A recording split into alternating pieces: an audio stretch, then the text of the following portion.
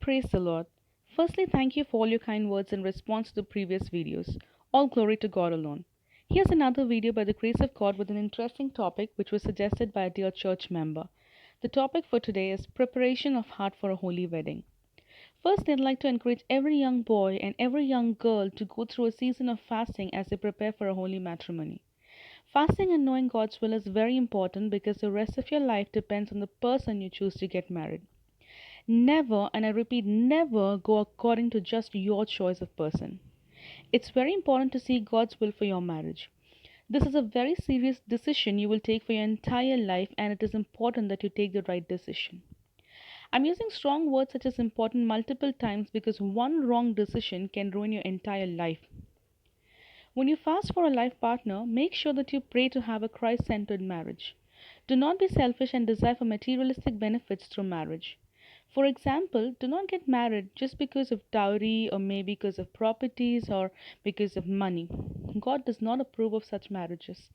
Your selfish motives should not be the reason for your marriage.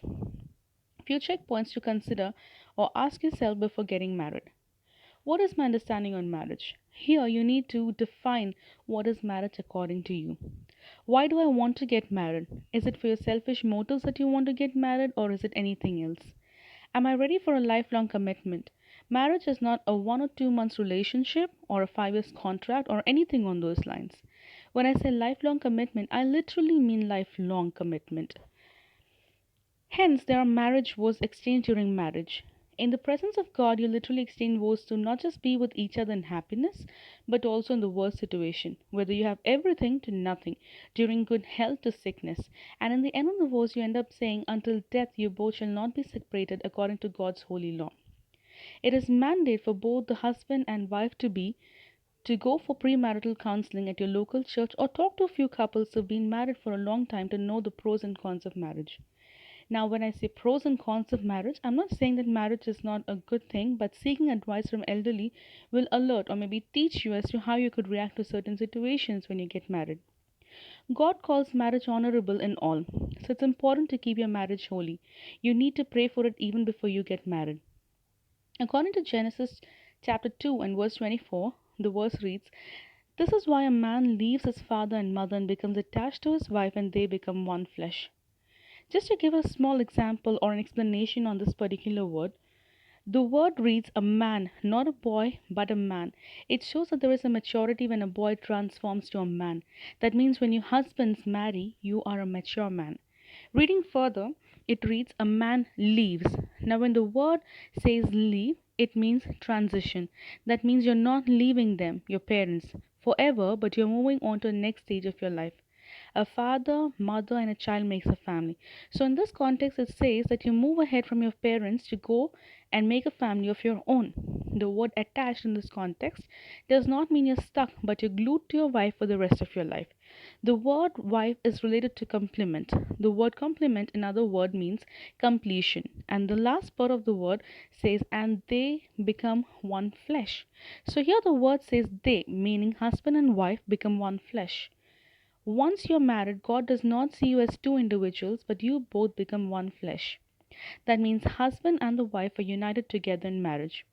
So if we have to sum this entire verse in simple words, it says that a man moves on to the next stage of his life along with his wife to make a family of his own, and in God's sight, you both are not seen as two people but just one. Having said so, we need to understand that you'll be judged for your spouse's action too. Meaning, if your husband is at fault and if you as a wife do not lead him to correction, not just your husband but also you as a wife will be judged by the Lord and vice versa. There is a lot to talk about marriage, but I'm just touching on the base points.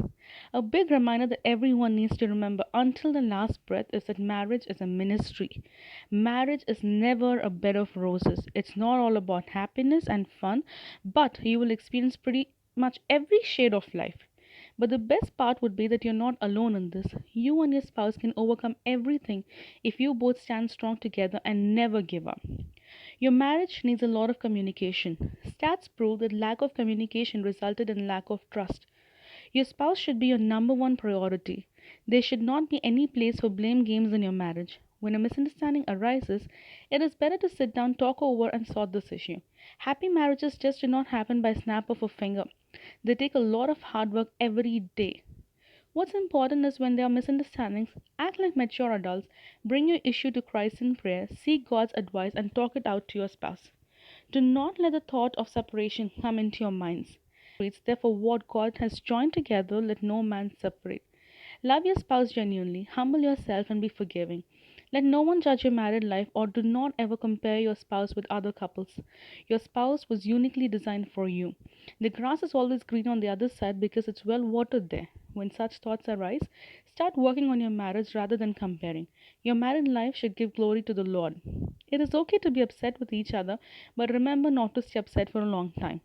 Do not dig your past in your present, as that may affect your future with your spouse.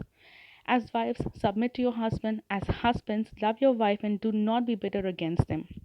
Be your partner's encouragement. Be the positivity they desire. You need to love selflessly. Complement each other. Be each other's biggest support. Be honest with each other. Work together for your marriage. Plan your future together. I'm mentioning the word together multiple times because it's just not either of you working for your marriage, but it needs you and your spouse to work together. Your marriage needs to be your number one priority after God. Now, this is the relationship circle, which explains that God is the center of your marriage. Your relationship with God is the foundation on which all other relationships stand. Next, your marriage, that means your spouse is your next priority, then your children, and then the remaining things in the world. Remember to show unconditional love towards your children, but put your spouse above them all.